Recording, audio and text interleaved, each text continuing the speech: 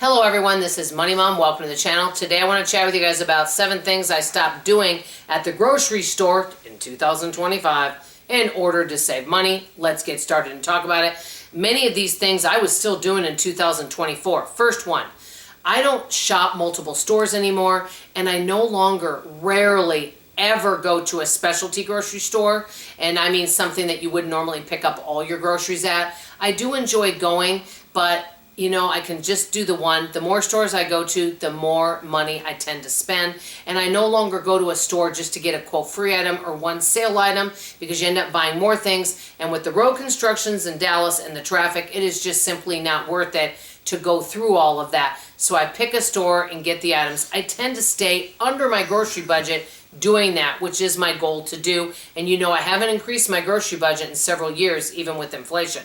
Okay, number 2, and I love these, but I no longer am buying salad kits, or if I do, it's so rare. There's a couple reasons for that. Number 1, the price. Number 2, they decrease the size. So, you know, what you would call, instead of inflation, what do you call that? Shrinkflation. Thank you. So some of these are smaller bags now. And number 3, I noticed that many of them are not as fresh anymore.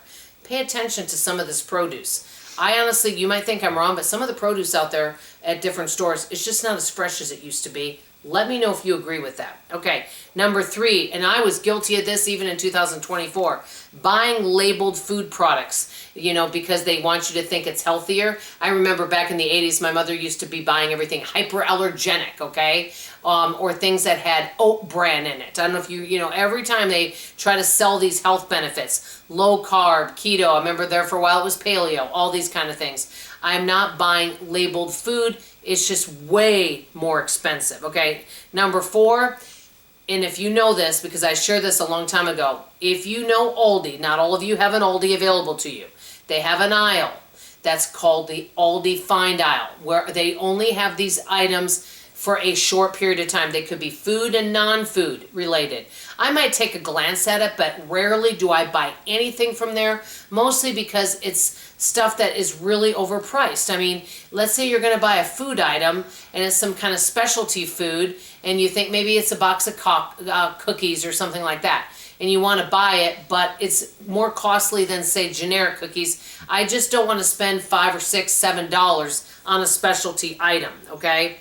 Another thing, I used to buy more health and beauty, even the vitamins, all that type of stuff at grocery stores. I don't tend to do that.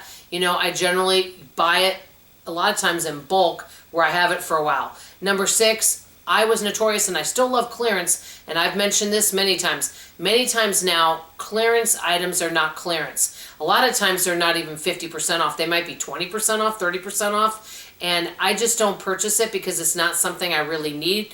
I used to purchase clearance just because it was clearance, and then it would just sit there.